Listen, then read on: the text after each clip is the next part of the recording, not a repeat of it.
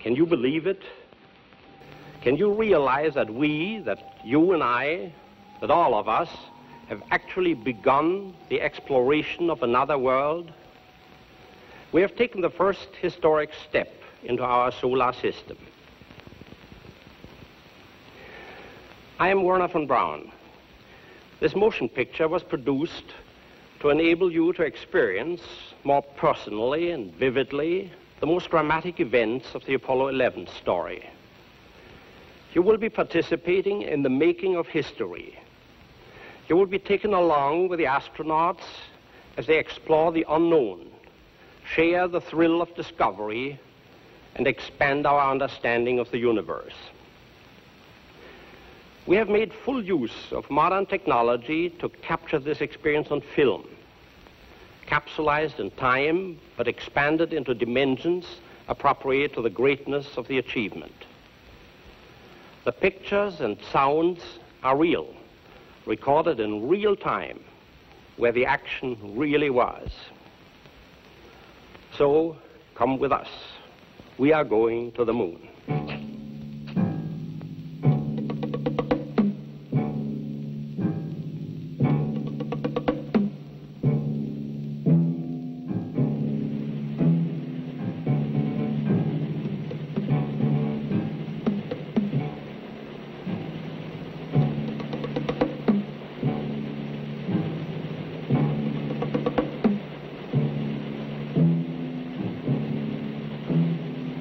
Over 100 years ago, a science fiction writer imagined that men from planet Earth would one day make footprints on the moon. The science fiction of yesterday has become the modern history of today.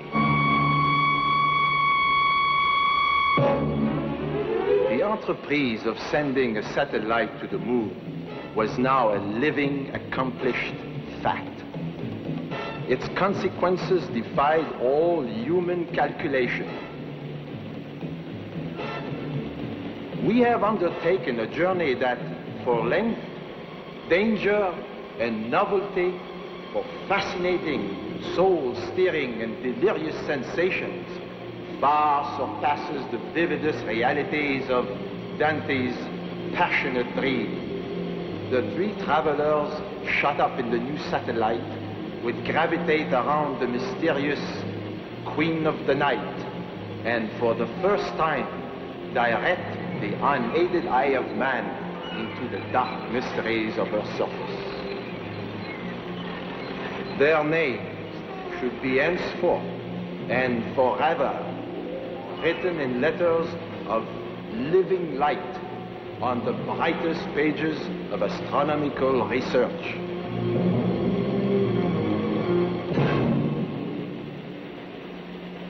Those thoughts were first expressed over 100 years ago by that scientific visionary, Jules Verne. Verne either foresaw the future with uncanny accuracy, or we have merely made his dreams come true. That great father of modern science fiction did not precisely describe this mighty Saturn. And Verne's projectile satellite was not nearly as sophisticated as the Apollo spacecraft, though Verne's vehicle did take 3 men around the moon in greater luxury. Has he now ceased to be the writer of science fiction and become instead the first space age historian? Can you believe that Verne propelled his earliest astronauts from Florida too? He even mentions Cape Canaveral as being within the ideal latitude for lunar launching. He gave us a vision of the space age over 100 years ago.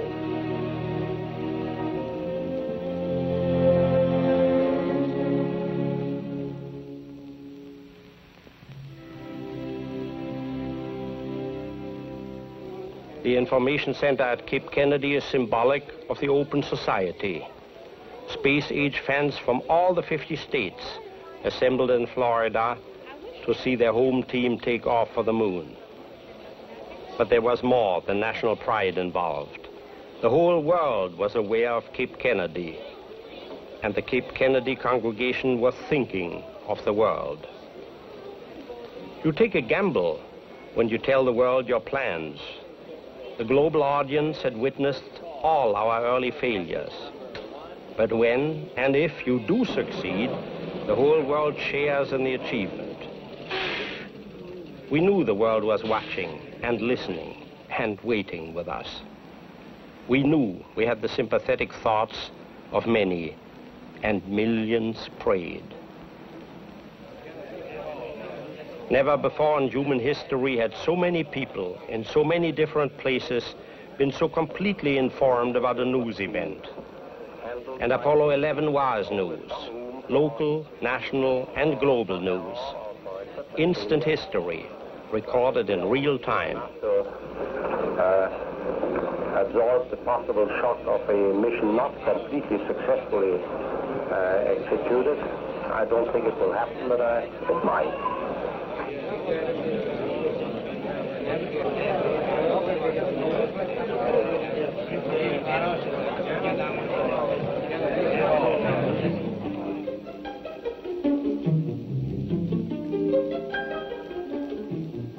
Verne would have loved the Cape that day, July 15th, 1969, the day before Armstrong, Collins, and Aldrin were to blast off from the Earth on their journey to the moon.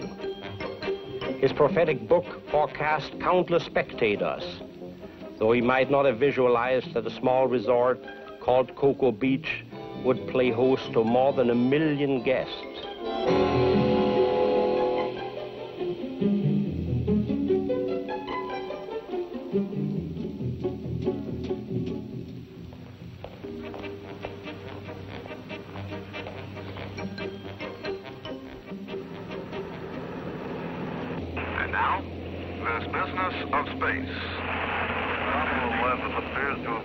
Epidemic of moon madness in certain parts of the world. From Tokyo to Toronto, Belgrade and Bonn, governments, newspapers, businesses, and public officials have all been moonstruck. In Japan, where millions will watch the lunar landing live on television broadcasts via satellite, the names of Apollo's crew, Neil Armstrong, Edwin Aldrin, and Michael Collins are on everyone's lips.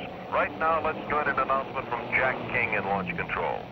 The astronaut crew for Apollo 11, Neil Armstrong, Michael Collins, and Edwin Aldrin in the suit room at the crew quarters here at the Kennedy Space Center. The time is about T-minus 4 hours and counting. The giant Saturn had not slept that night, nor had any of the hundreds of loyal attendants, the scientists and engineers, the skilled technicians that made up the uniquely professional Apollo launch team.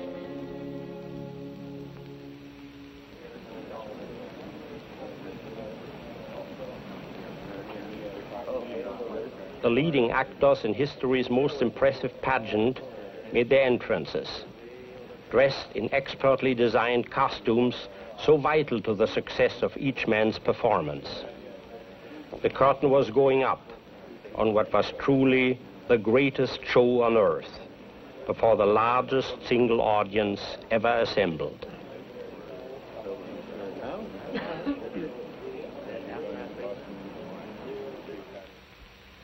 Dawn at the Cape on the 16th of July, 1969. In the minds of many was the emerging concept of a new era for mankind on planet Earth.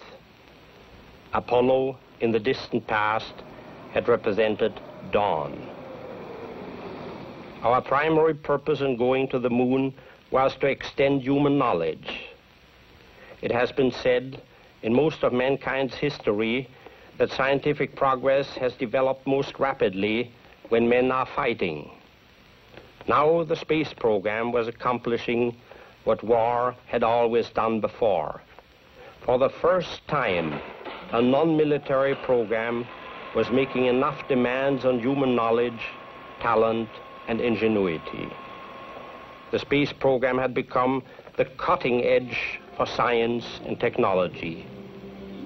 Man needs a cutting edge as he hunts for the truth. The officially announced Apollo mission sounded so simple: perform a manned lunar landing and return.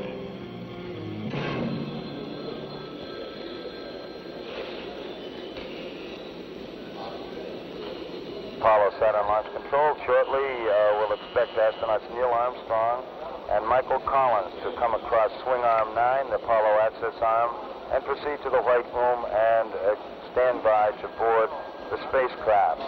The third member of the crew, astronaut Edvin Aldrin, who will be the last one to board the spacecraft, will stand by in the elevator, seated in a chair, while his two comrades first board the spacecraft. This is Launch Control.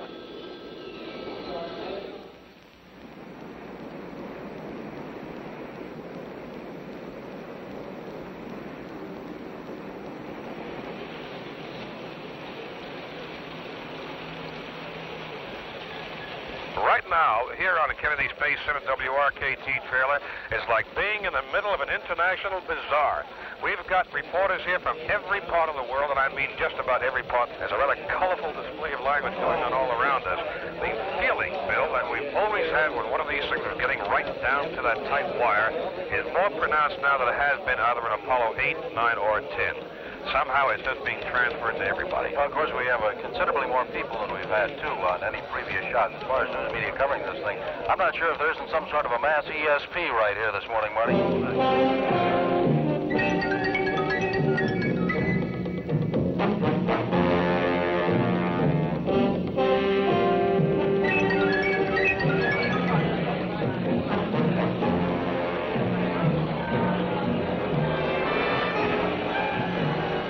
A short while ago, Launch Operations Manager Paul Donnelly, who checked in with the crew at the spacecraft, wished the crew good luck and Godspeed on behalf of the launch crew here in the firing room. The astronauts reported back, "Thank you very much. We know it will be a good flight." We are still counting, and we are go on the Apollo 11 count at this time. This is Kennedy Launch Control. This is Apollo Saturn Launch Control. We're at T-minus 10 minutes and counting. T-minus 10 on the countdown for Apollo 11. All elements of the count still proceeding satisfactorily at this time. At this point in the countdown, the prime crew for the mission, astronauts Neil Armstrong, Mike Collins, and Buzz Aldrin, busy in their spacecraft at the 320-foot level above the launcher at Complex 39. The spacecraft is now on full internal power on the power of its fuel cells. Up to this time, we've been sharing the load for the spacecraft power with an external power source. We've also been keeping a close eye on the lunar module, which will have the call sign Eagle once it separates from the spacecraft in lunar orbit. We have now powered down Eagle, and Eagle is reported go for launch. The astronauts have armed their rotational hand controllers, and we are continuing to count. We are still go with Apollo 11 at this time. This is Kennedy Launch Control.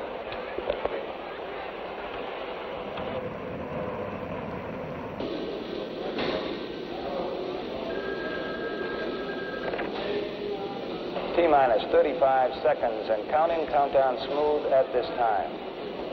T-minus 30 seconds and counting. We're on full internal power with the launch vehicle. Apollo 11 still go at this time.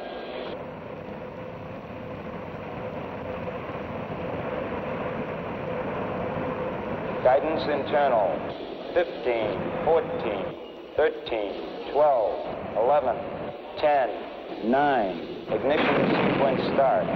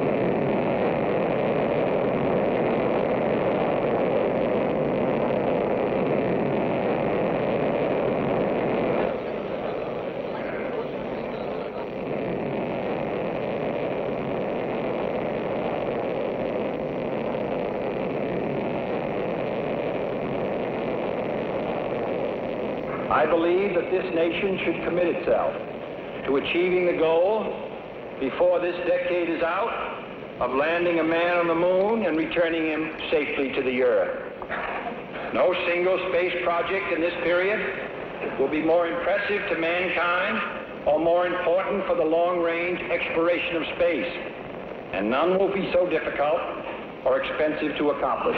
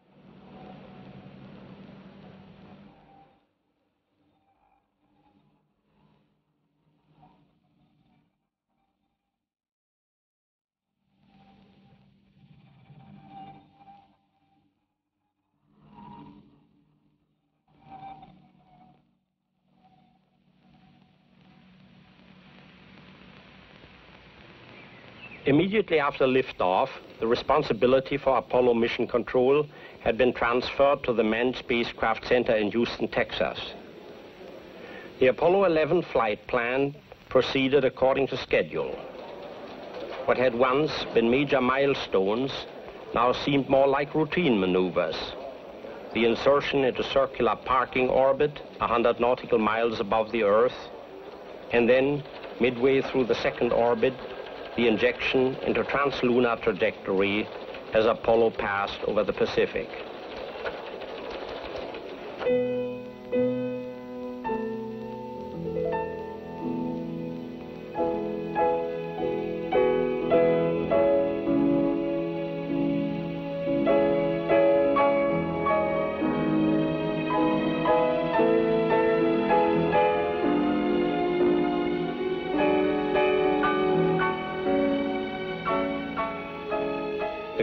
Service module was separated from the Saturn third stage, turned around and docked, extracting the lunar module.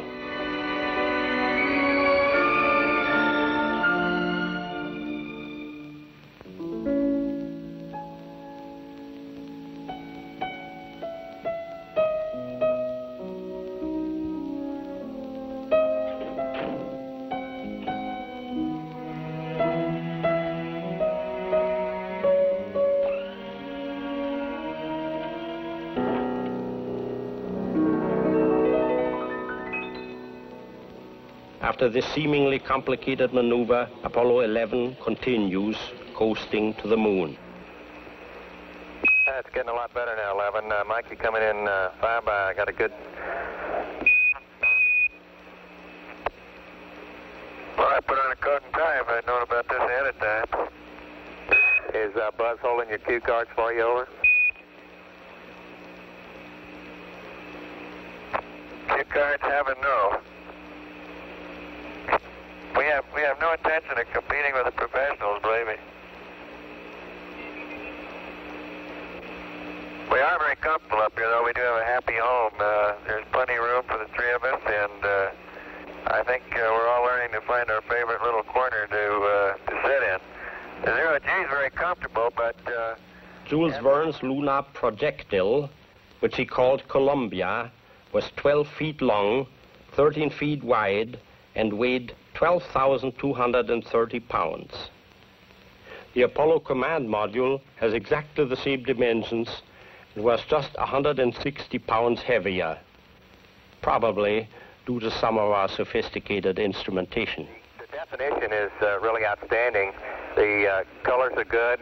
It's a real good picture we're getting here of the Commander Armstrong. Buzz, when you take the camera over towards the window where the sun's shining through, it sends to blank it out, though. Yeah, Neil's standing on his head again. He's trying to make me nervous.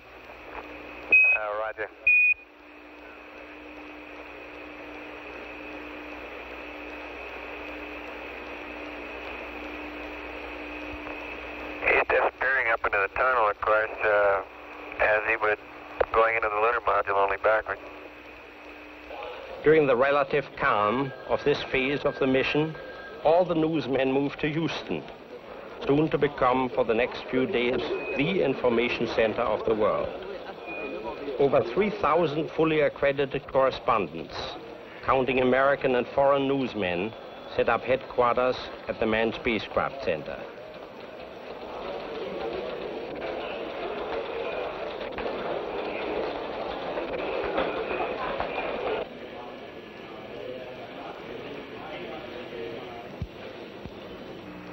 This view is coming to us from about 129,000 nautical miles. We seem to think of outer space as being empty, a vacuum, because it isn't full of anything material, like our Earth's atmosphere. It's hard for us to think of something full of nothing. Jules Verne thought of space as filled with something that he called that mysterious ether.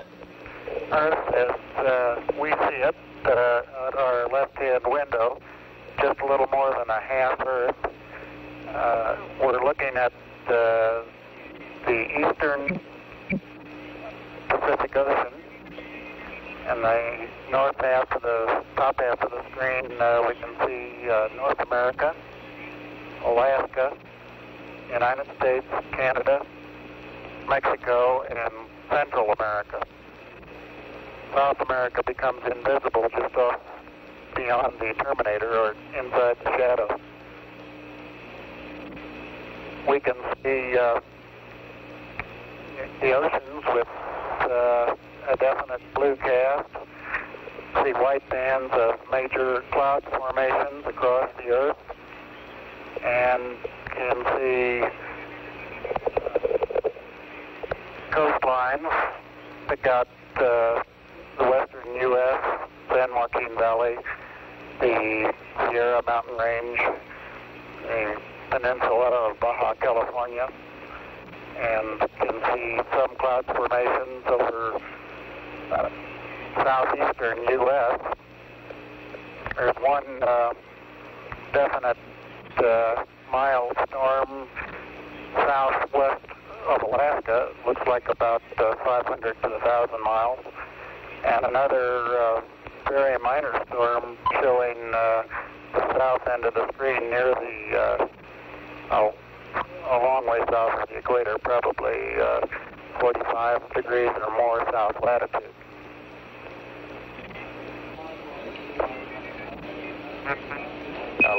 Houston, that looks like the star chart coming into view now, over. Yeah, those are Buzz's two star charts that he is using right now as sunshades over the right-hand window, window number 5. Roger, we see the sun shining in through it behind him and plotting out the correction, the ecliptic plane and the stars that you're using for the navigation. You're right. He doesn't really need the charts. He's got them memorized. They're just for show. We copy. Well, we're pointing up in this direction. We see out our side windows the sun going by, and of course out one of our windows right now we've got the Earth. Now right behind my window, of course, we have the sun, because the sun is illuminating the star chart that we see. This line represents the ecliptic plane, and these lines, vertical lines, represent our reference system that the spacecraft is using at this time. As we approach the moon will gradually grow larger and larger in size, and eventually it will be in eclipse. It will be eclipsing the sun as we go behind it, as we approach the lunar orbit insertion maneuver. If we can get some of the wires untangled here, we'll give you a demonstration of how easy push-ups are up here. Over, Roger. Good view of Buzz there.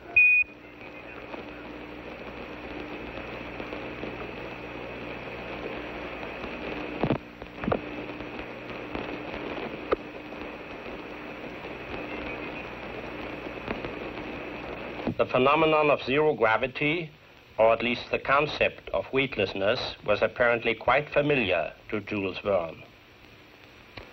Our travelers had been fully prepared for such a phenomenon. Yet, it struck them with surprise. They felt that their bodies were absolutely without weight. Their arms, fully extended, no longer sought their sides. Their heads oscillated. Their feet no longer rested on the floor. They looked like drunken men, trying to maintain the perpendicular.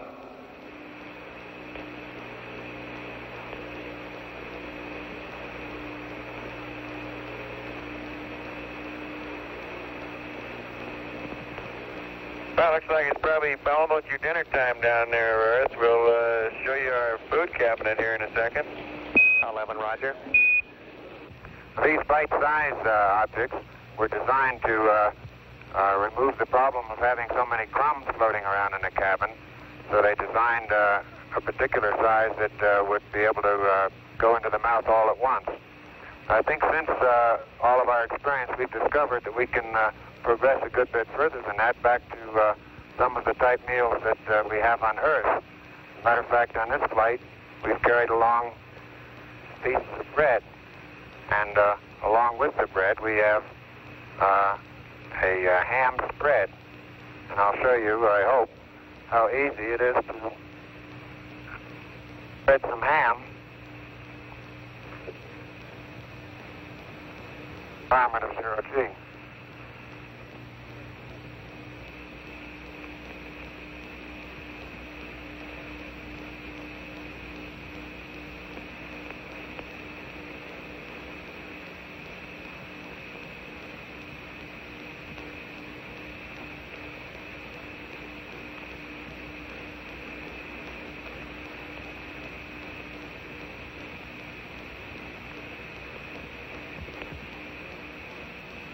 We've discovered that it is quite easy to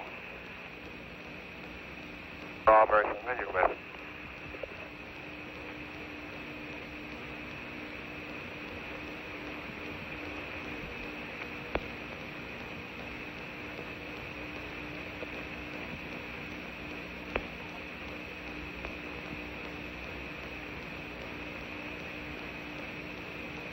Apollo 11, Houston, we notice your roll rate increasing. Would you please see if you can bring that down to about 0 for us, so we'll be losing a high gain shortly, over.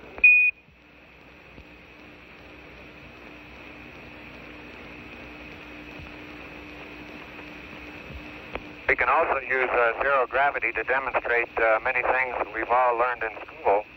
I'd like to demonstrate briefly how easy it is to explain the action of a gyroscope.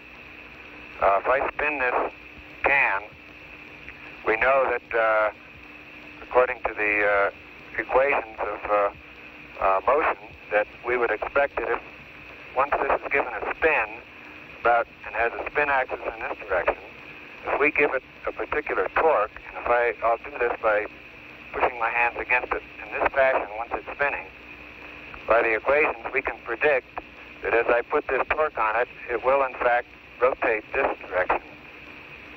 Let's see how well this works out. As I applied the torque this way, it rotated this way.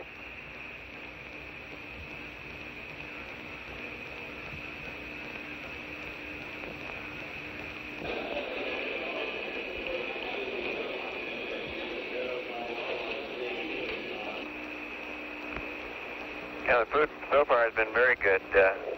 We couldn't be happier with it. Roger. That flashlight a second? The surgeons are saying thank you there for that. And it is sort of down in a dark corner, so we have a flashlight here to help us see things. And if I can let go of it carefully, it'll just hold itself right where it is. Roger. As long as you disturb it, will.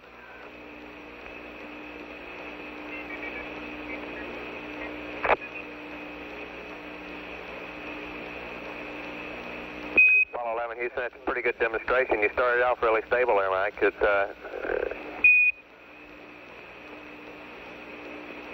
well, the problem is no matter how carefully you let go, you bump it just a tiny little bit, set set it in motion, and once in motion, there she goes.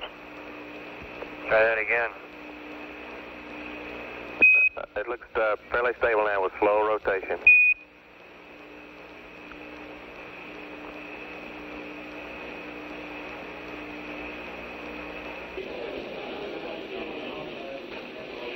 Houston, this next is a little demonstration for the kids at home, all kids everywhere for that matter.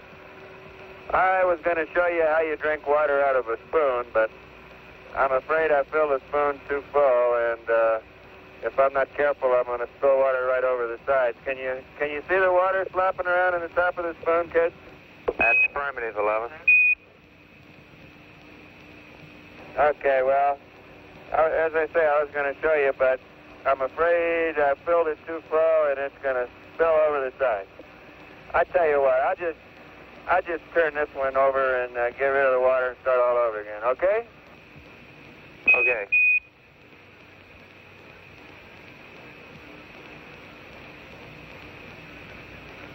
And you can see up here we don't know where over is. One up is as good as another. That really is water, though, I'll show you.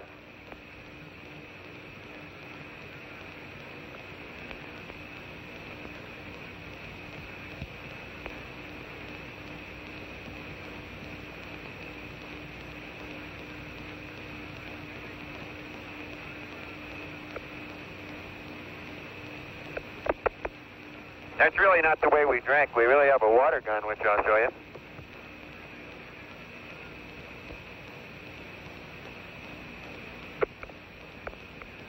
There's the water gun. This cylindrical thing on the end of it is a filter with several membranes. One allows water to pass, but not any gas. The other allows gas to pass, but not any water. So by routing the gaseous water, which comes from our tank, through this filter, we're enabled to drink purified water without the gas in it, filtered water.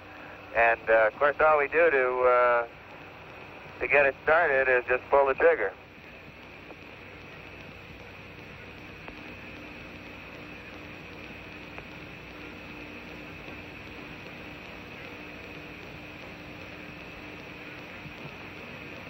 Sort of messy. I haven't been at this very long. It's the same system that the Spaniards used to drink out of wineskins at bullfights. Only I think this is even more fun. Well, be seeing you, kids.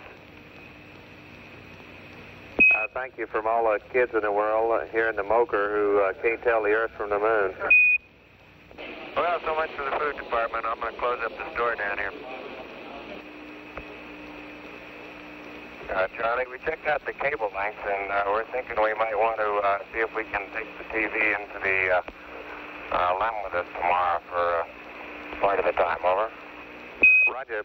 Good show. We'd like to see it if it'll reach that far. Over. We'll give it a try. Roger.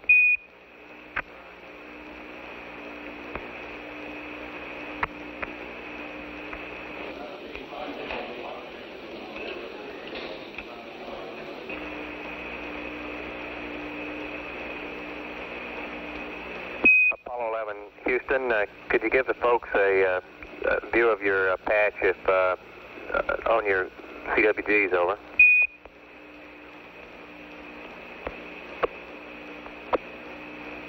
Yeah, stand by with Charlie. We'll try to give you a close-up.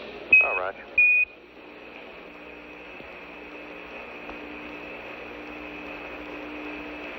Apollo 11, Houston, that's very good now. We can see the Earth in the background, Apollo 11, and the Eagle coming in. Probably pretty hard to see the olive branch, isn't it?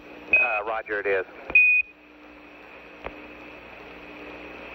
Well, that's what he has in his talons, is an olive branch. Copy.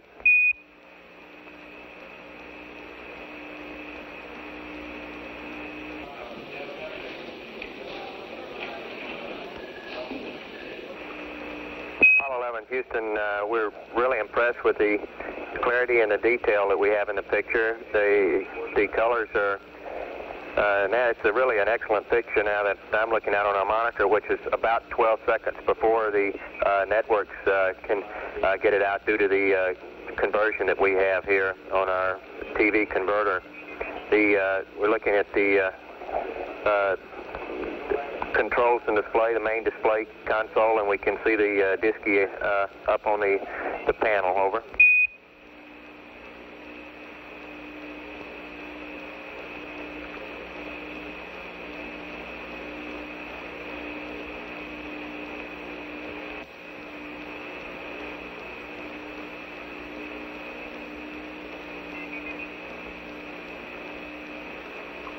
It'd be nice if you could take a look at all the circuit breakers, make sure the right ones are in and the right ones are out. All right, Big Brother's watching. Yeah, we're glad of it. Okay, and then directly behind his head are our optical instruments, the sextant and the telescope that we use to take sightings with. All right, copy, and we see the disky flashing with a 651. The onboard computer helps providing answers to questions like this. Where am I? What corrective thrust maneuver is required? Or how do we best plan a rendezvous with the lunar module? That's a beautiful picture. Clarity is outstanding.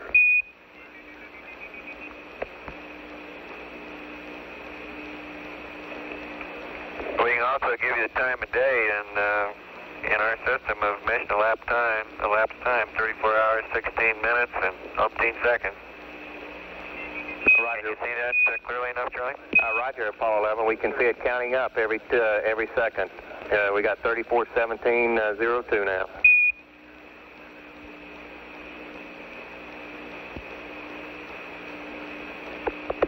Okay, back to the high gain angles. Roger.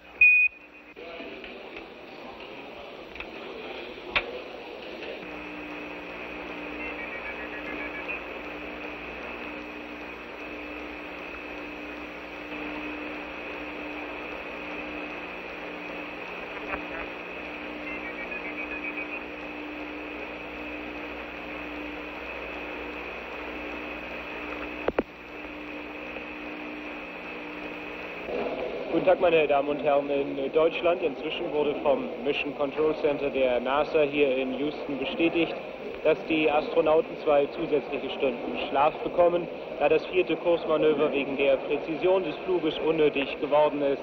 Das heißt, dass die Astronauten gegen 13:30 Uhr mitteleuropäischer Zeit geweckt werden. 今度の宇宙飛行士たちを静かな真面目な宇宙飛行士と呼ばなければなりません。私たちはこの前のアポロ10号の宇宙飛行士たちをおしゃべり飛行士と呼んで、その話を。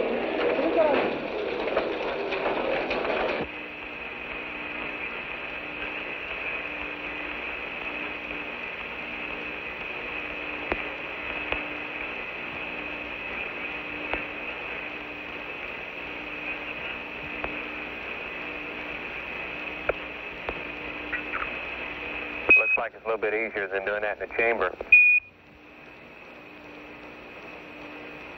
You bet. It's the only way to take it easy. It's pretty massive, but it goes where you direct it.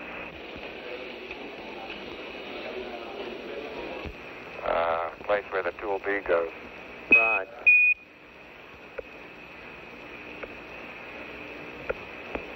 Great shot now, back down into the... And left on big. Go ahead, Buzz, over.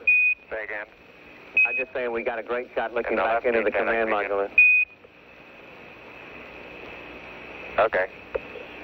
Yeah, on the left detent I can see the AO, or the rendezvous radar, and when I move to the forward detent, that's about all I've got. I'm looking eyeball to eyeball. Right.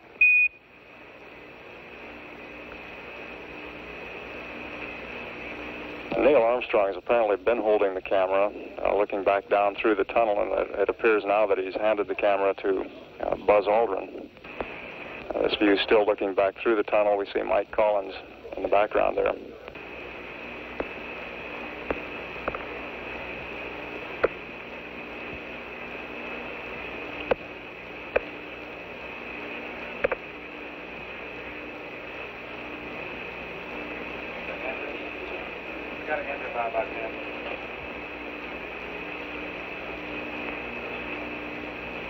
Charlie, is there any concern about the duration that we ought to have the window shades open? Stand by. We don't have any circulation in here, and might get a little on the warm side. Roger. Clear picture from this angle. Now we found the 90-degree bracket. Roger, Neil. It's really a super picture. We've got the ACA, your ACA, the good picture of the throttle, the 90-degree bracket. We see the start your handles, and now over to the bracket.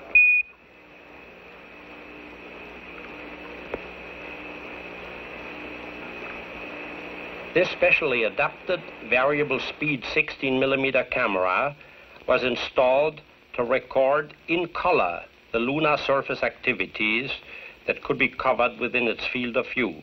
When both Armstrong and Aldrin are on the surface, the camera will be adjusted so that only one picture will be exposed each second. That's about the position we'll be putting the camera in after the initial descent down the ladder. And it'll be taking 1 frame a second for most of the EVA. We're giving you a picture now of the floor of the cabin. I think you can see the one of the 2 portable life support systems backpacks here in the center, and on each side we have the 2 helmet visors. I'll remove one of them and show you a little closer view of what this looks like. Roger.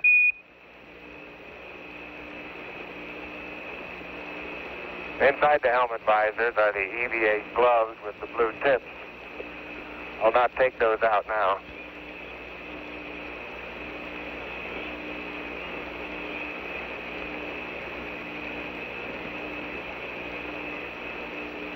Roger, Buzz, that's a great shot now that we're getting of the helmet, of the EVA visor, and also the EVA gloves in the background.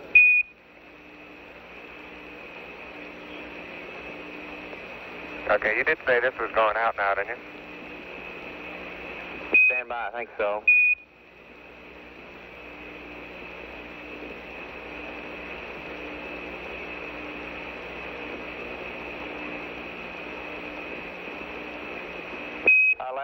You got a pretty big audience. It's live in the U.S. It's going live to Japan, Western Europe, and much of South America. Everybody reports very good color. Appreciate the great show.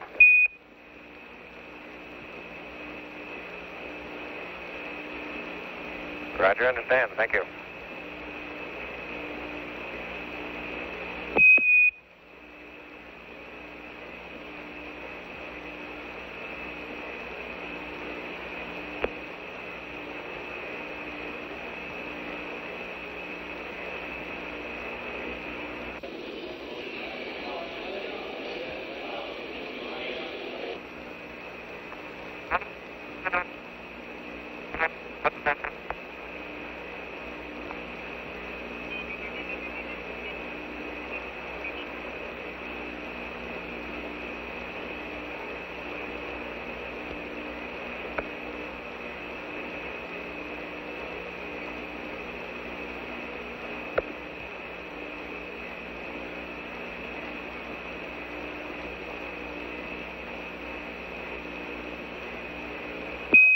That's a good view of Mr. Collins down there. We finally see him again. Hello there, Earthling. Hello there.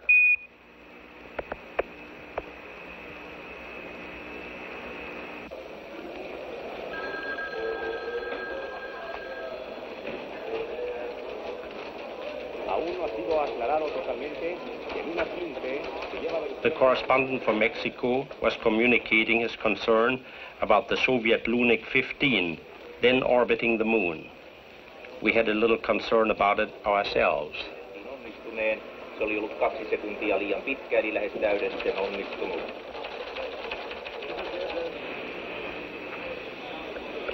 We show you an altitude now of about 110 miles, and of course you'd be considerably lower at the initiation of powered descent. We got Langrenus in our screen now.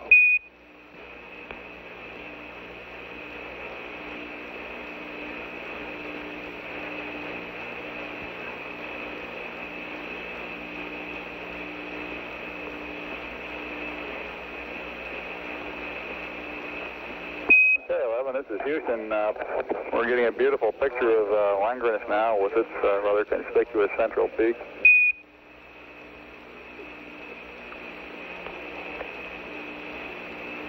Sea of Fertility doesn't look very fertile to me. I don't know who named it.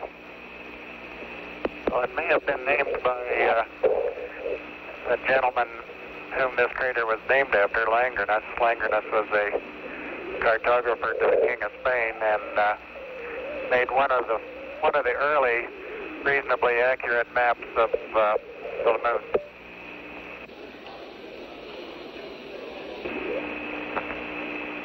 All right, that should put the lens structure about in focus. I'm going to move it out to infinity and then expand the field of view.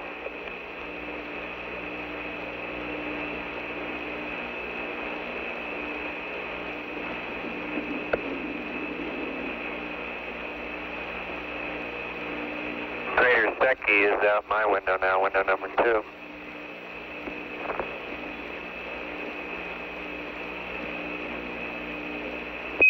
Apollo 11, this is Houston. We show you coming up on the terminator at 78:53, about 7 minutes from now. And we've also got the LOI-2 and TEI-5 pads ready for you after the TV, whenever you want to terminate over.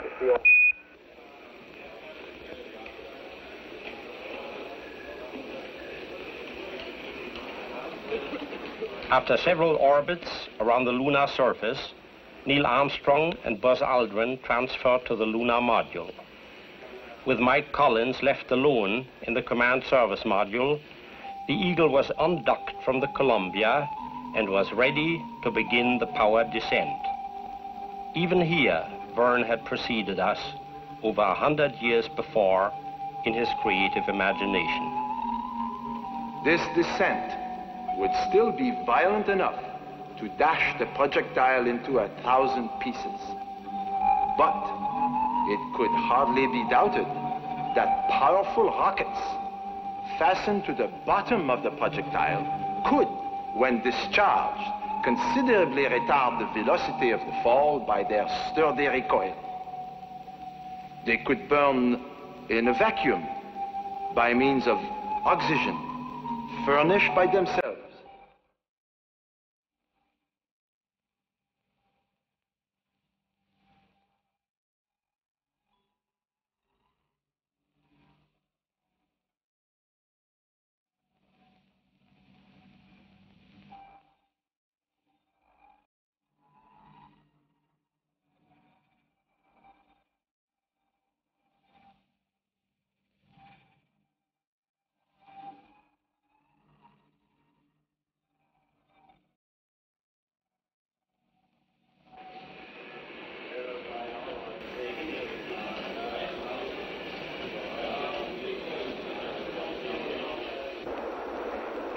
Eagle, we got you now. It's looking good, over.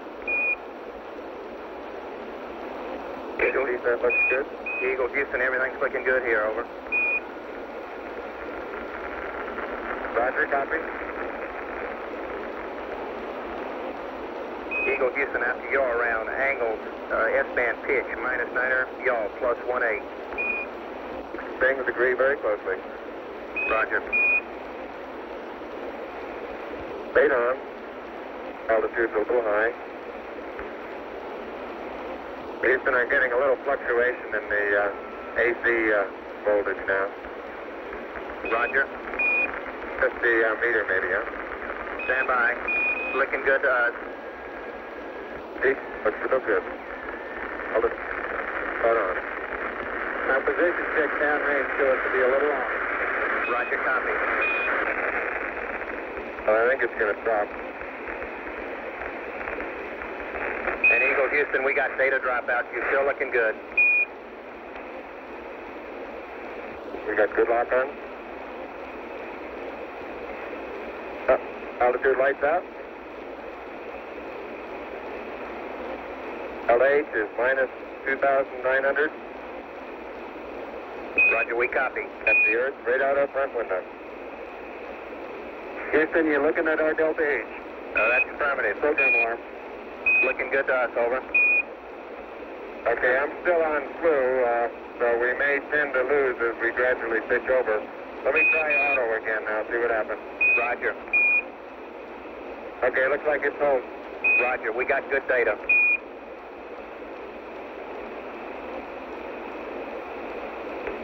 Eagle, Houston, it's descent to fuel to monitor, over. Going to 2. Correction on that velocity now, reading 760 feet per second. It's the P-64. Good. Roger. 830, you're looking great. The 1202. 1202. Yes.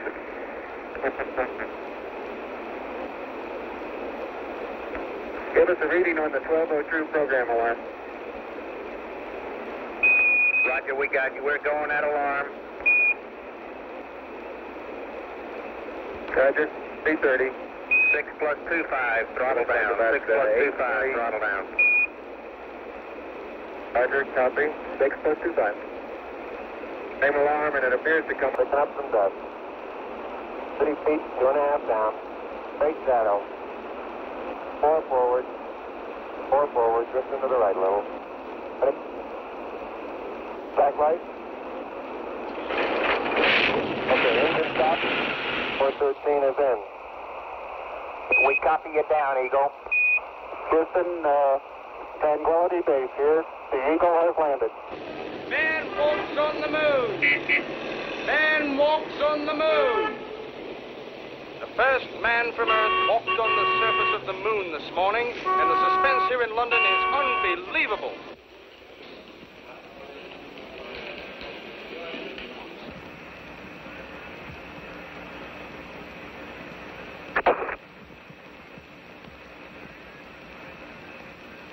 Okay, Neil, we can see you coming down the ladder now. Neil, we can see you coming.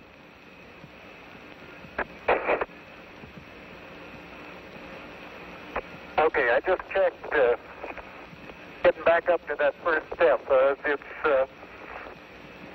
isn't collapsed too far, but it's adequate to get back up. Roger, we copy. It's a pretty good little jump.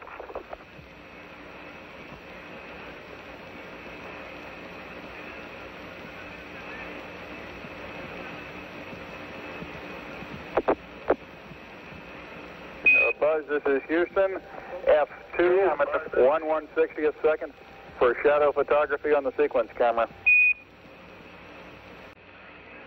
Okay. I'm at the foot of the ladder. The limb footpads are deep in the surface about 1 or 2 inches. So the surface appears to be very, very fine-grained as you get closer. Almost like a powder. Very fine.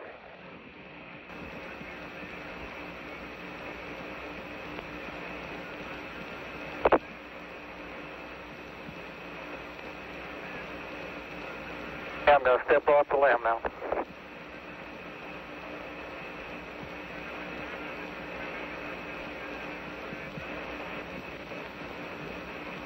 That's one small step for man, one giant leap for mankind.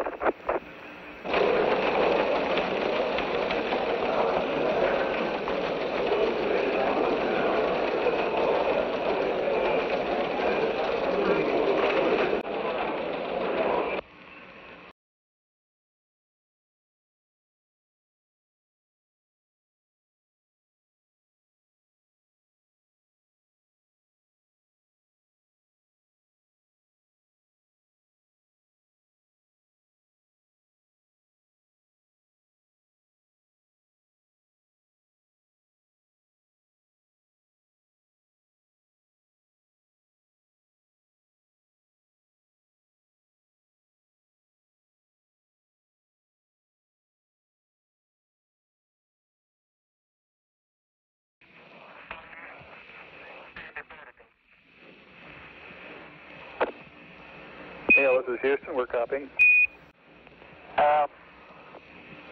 There seems to be no difficulty in moving around. I suspect that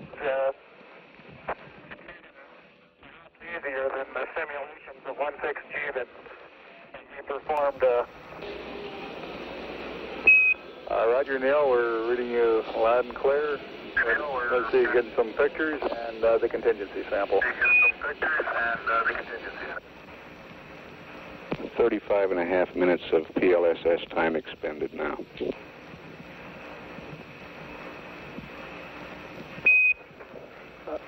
Neil, this is Houston. Did you copy about the contingency sample? Over. All right, you're going to get to that just as soon as I finish these picture series.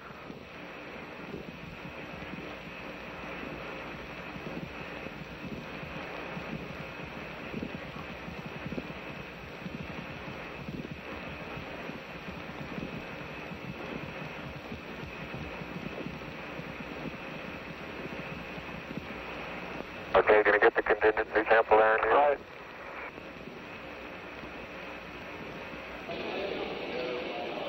Okay, I'm on the top step, and I can look down over the RCU and landing gear pad. It's a very simple matter to hop down from one step to the next.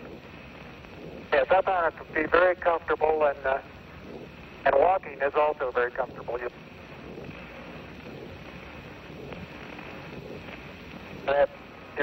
You've got 3 more steps and then a long one.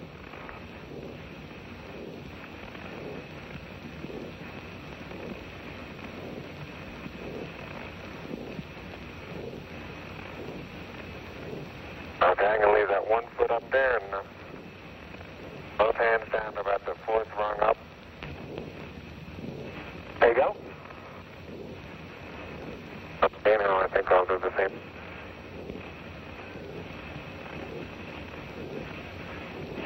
A little more. About another inch. There, you got it? That's a good step. Yep. About a 3-footer.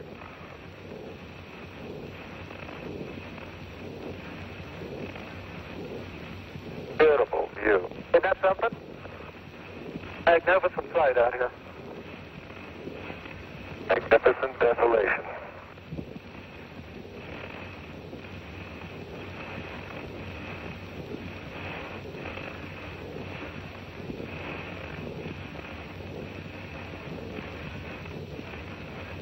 Both PLSS is nominal on consumables.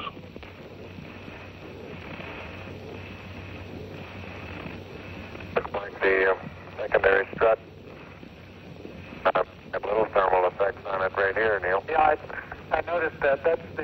Seems to be the worst, although similar effects are on all around.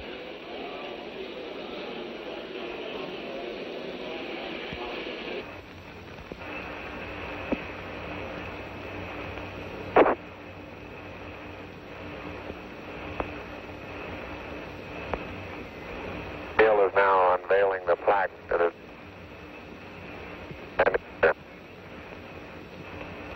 Roger, we got you four-sided, but back to one side. Four-sided.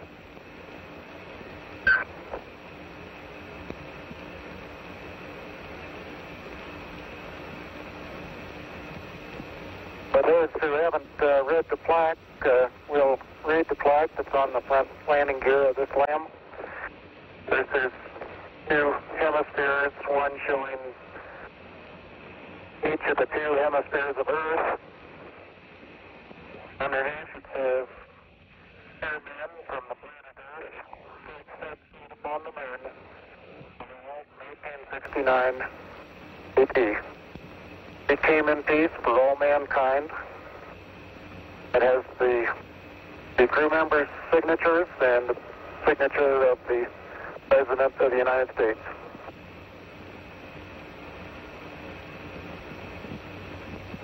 Ready for the camera? I'll get it. Yeah, you're taking TV on them. Let them get a view from there and see what the field of view looks like. They're backing into the cable. Okay. Turn around to your right, be better. I don't want to go into the sun if I can avoid it. That's right, yeah. I'll just leave it. All right, let it sit like that and walk around it.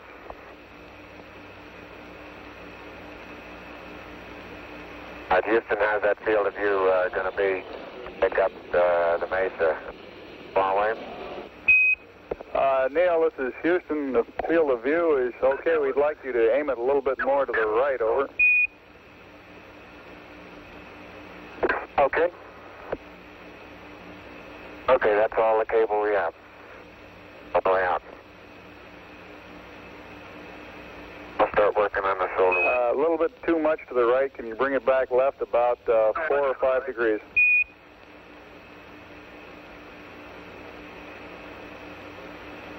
Okay, that looks good, Neil. Okay, that looks good, Neil. Okay, now, think I ought to be farther away or closer? Can't get too much further away. Let's try it like that for a while. I'll get a couple panoramas with it here. Roger, you look okay as far as distance goes, Neil, and we'll line you up again when you finish the panorama. You're going too fast on the panorama sweep. You're going to have to stop for... I haven't stopped. I haven't set it down yet. That's the first picture in the panorama. Right there. Roger.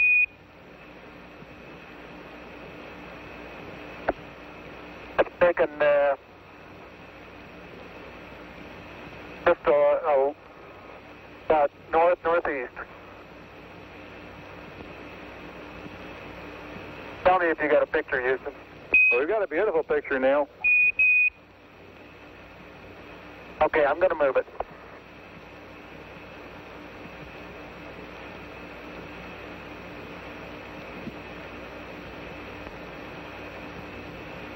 Okay, there's another good one.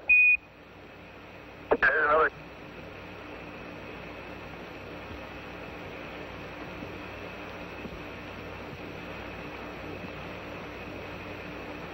Okay, we got that one.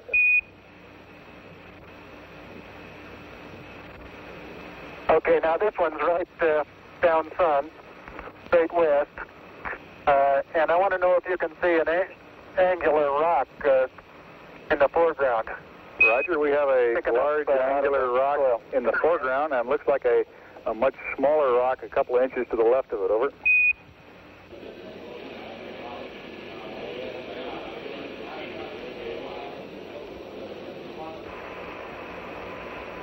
Neil Armstrong's been on the lunar surface now almost 45 minutes. I don't have number.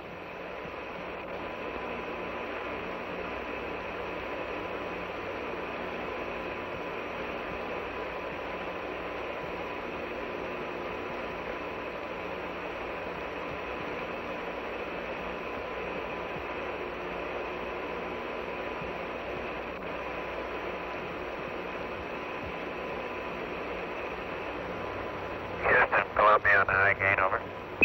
Columbia, this is Houston reading you loud and clear, over. Yeah, this is Houston reading. Roger, the EVA is progressing beautifully. How is the quality of the TV? Oh, it's beautiful, Mike, it really is.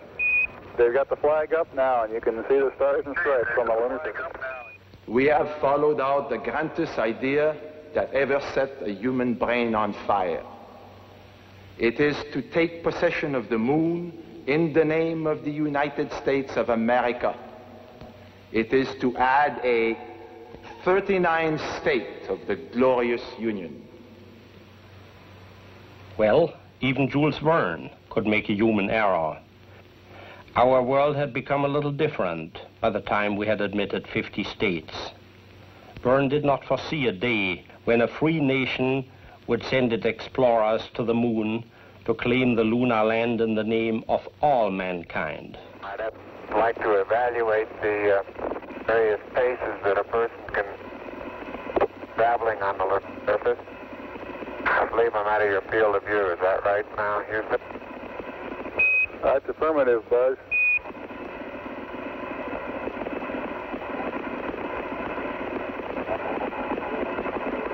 You're in our field of view now. You do have to be.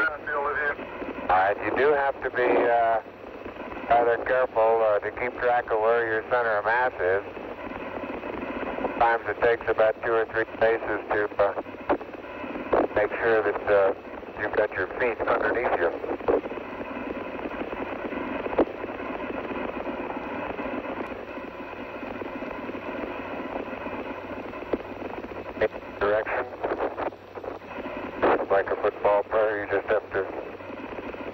out to the side, cut a little bit.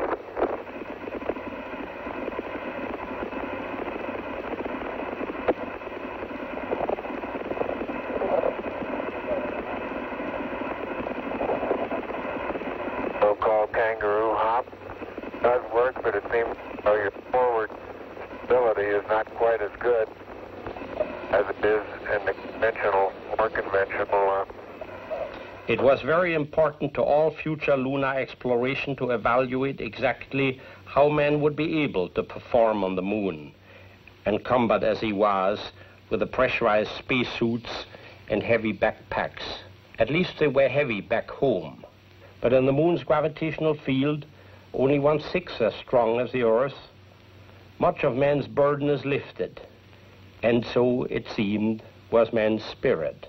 When one considers that Armstrong and Aldrin are leaping about like that and already performing useful tasks of scientific value in a total vacuum, in an extremes of temperature that could approach 200 degrees Fahrenheit in the direct sunlight and minus 200 degrees in the shade, the life support equipment that had been developed for men on the moon seems to be performing very well. Tranquility Base, this is Houston. Could we get both of you on the camera for a minute, please?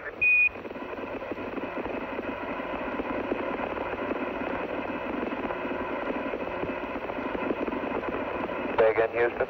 Roger, we'd like to get both of you in the field of view of the camera for a minute. Roger, we'd like to get both of you in the field of view of the camera for a minute.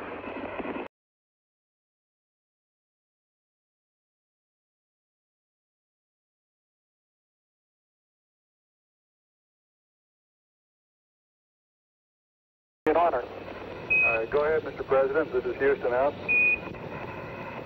Hello, Neil and Buzz. I'm talking to you by telephone from the Oval Room at the White House. And this certainly has to be the most historic telephone call ever made from the White House. I just can't tell you how proud we all are of what you have done. For every American, this has to be the proudest day of our lives. And for people all over the world, I am sure that they too join with Americans in recognizing what an immense feat this is. Because of what you have done, the heavens have become a part of man's world. And as you talk to us from the Sea of Tranquility, it inspires us to redouble our efforts to bring peace and tranquility to Earth. For one priceless moment in the whole history of man, all the people on this earth are truly one. One in their pride in what you have done, and one in our prayers that you will return safely to Earth.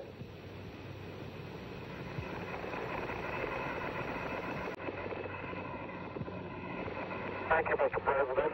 It's a great honor and privilege for me to be here representing not only the United States, but men of peace of all nations, men with interest in the curiosity and with a vision for the future. Honor for us to be able to participate here today. And thank you very much, and I look forward, all of us look forward to seeing you on the Hornet on Thursday.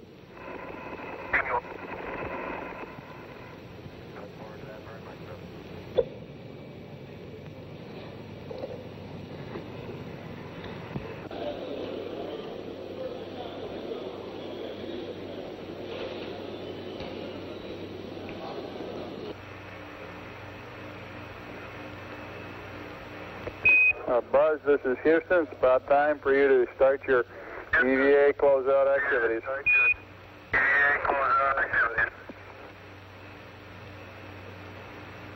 Roger. They've been on their life support system. On their life support systems, 2 hours and 25 minutes.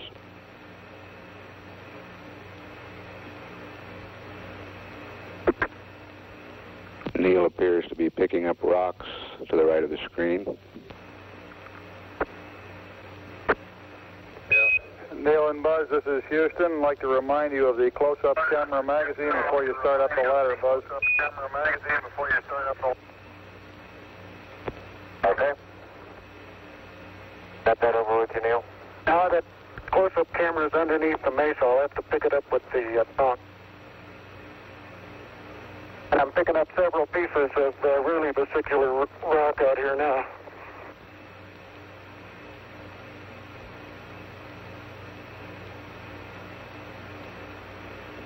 You didn't get anything in those environmental samples, did you? Not yet. I don't think we'll have time. Roger, Neil and Buzz. Let's press on with getting the close-up camera magazine and closing out of the sample return container. You're running a little low on time. Roger. We want to keep a good margin in those portable life support systems. Okay, can you quickly pick this in my pocket, Neil, and I'll head on up the ladder.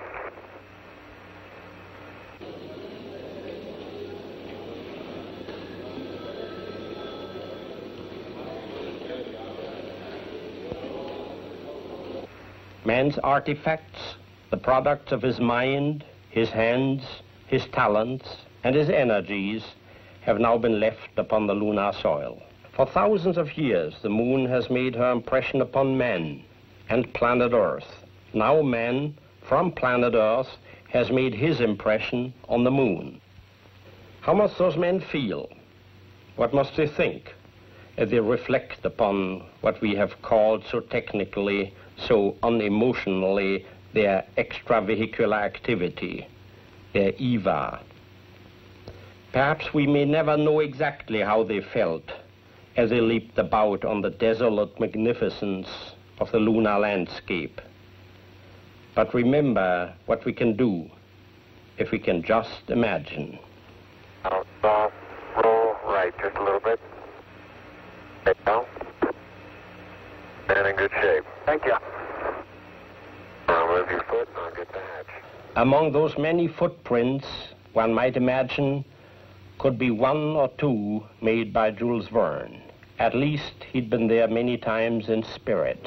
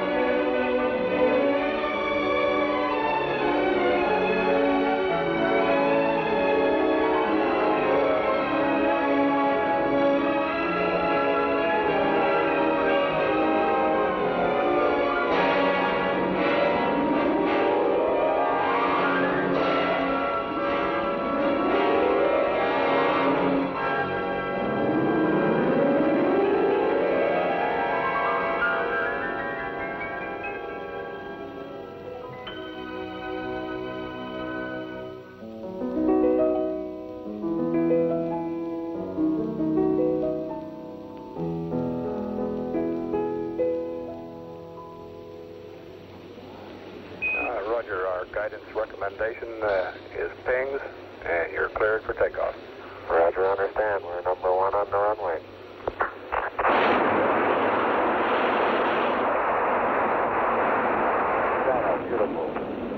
36 feet per second up. 5 to pitch over.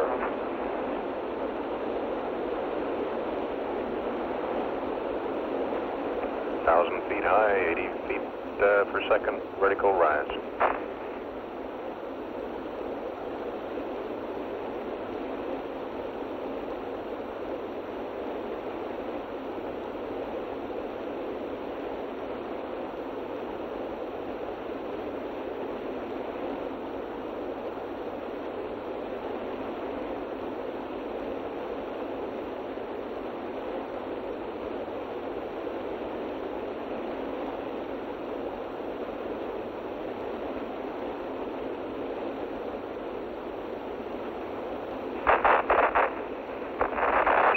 Houston, 1 minute, you're looking good.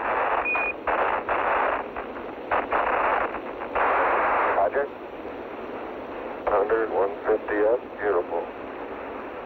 9,000. 850 to go.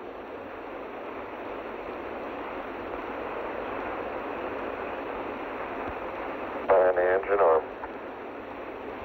90, okay, off, 50. Step down.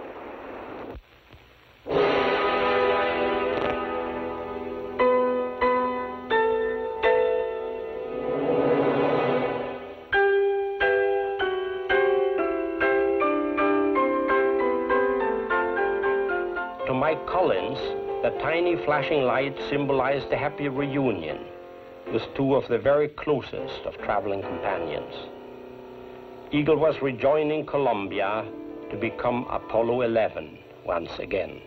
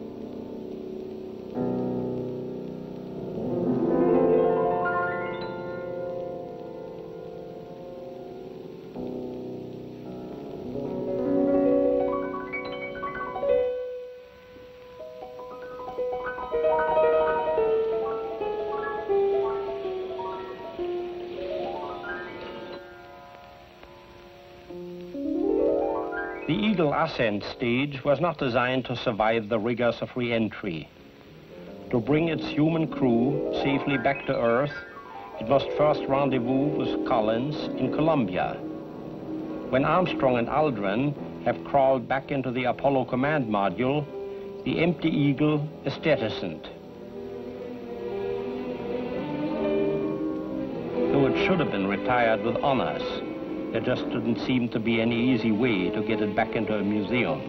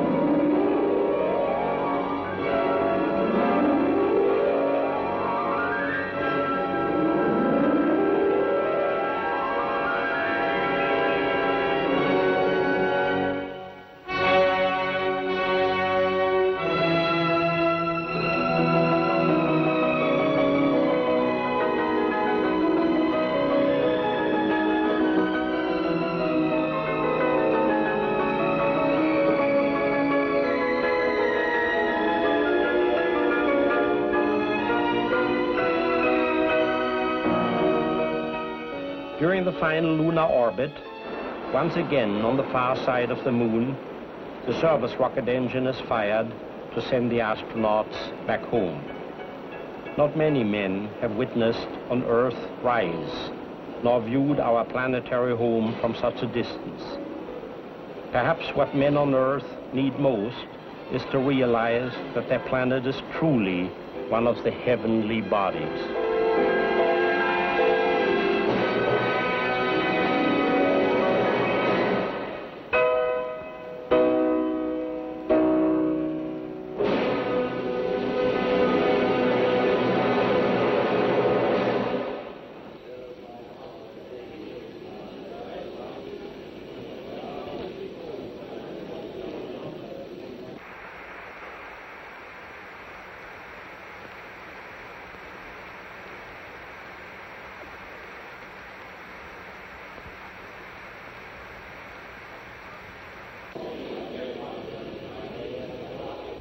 Good evening.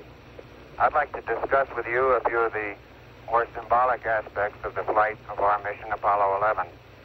As we've been discussing the events that have taken place in the past 2 or 3 days here on board our spacecraft, we've come to the conclusion that this has been far more than 3 men on a voyage to the moon. More still than the efforts of a government and industry team. More even than the efforts of one nation.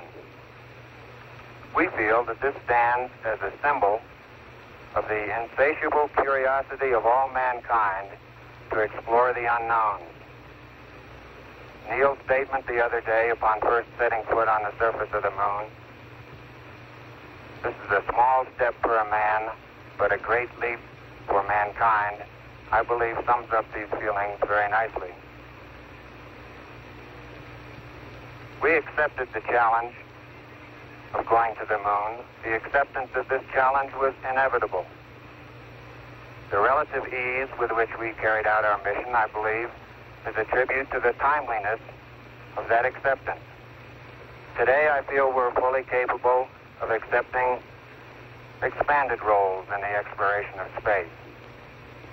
In retrospect, we have all been particularly pleased with the call signs that we very laboriously chose for our spacecraft, Columbia and Eagle. We've been particularly pleased with the emblem of our flight, depicting the U.S. Eagle, bringing the universal symbol of peace from the Earth, from the planet Earth, to the moon, that symbol being the olive branch. It was our overall crew choice to deposit a replica of this symbol on the moon. Personally, in reflecting the events of the past several days, a verse from the Psalms comes to mind to me. When I consider the heavens, the work of thy fingers, the moon and the stars which thou hast ordained, What is man that thou art mindful of him? The responsibility for this flight lies first with history and with the giants of science who have preceded this effort. Next to the American people, who have, through their will, indicated their desire. Next to 4 administrations and their Congresses for implementing that will. And then to the agency and industry teams that built our spacecraft. The Saturn, the Columbia, the Eagle, and the little EMU, the spacesuit and backpack that was our small spacecraft out on the lunar surface. We'd like to give a special thanks to all those Americans who built those spacecraft, who did the construction, the design, the test, and put their heart and all their abilities into those crafts. To those people, tonight we give a special thank you. And to all the other people that are listening and watching tonight, God bless you. Good night from Apollo 11. Apollo 11, Houston, you're still looking mighty fine here. You're cleared for landing. Yeah, we appreciate that, Roger. Roger, here, stand by launch. Roger.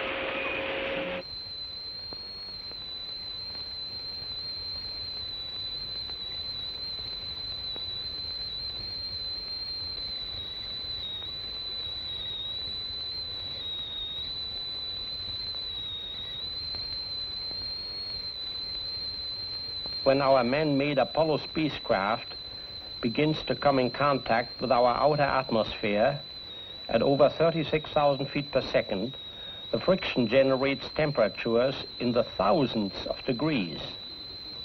You remember John Glenn's description of his Mercury re-entry. It's a real fireball. We have designed the capsule heat shield to very slowly burn up or ablate, to permit the atmosphere to decelerate the man-made meteor, while the Apollo crew inside the capsule enjoys all the comforts of an air-conditioned cockpit. This space-age phenomenon was also seen in Verne's imagination.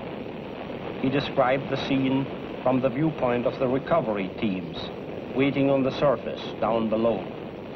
Looking upward, they saw that the strange whistling scream proceeded from a ball of dazzling brightness directly over their heads, and evidently falling towards them at tremendous velocity. They could see that in its light, the whole sea glittered like a silver lake. It flashed before their eyes for a second. An enormous meteor set in fire by friction with the atmosphere.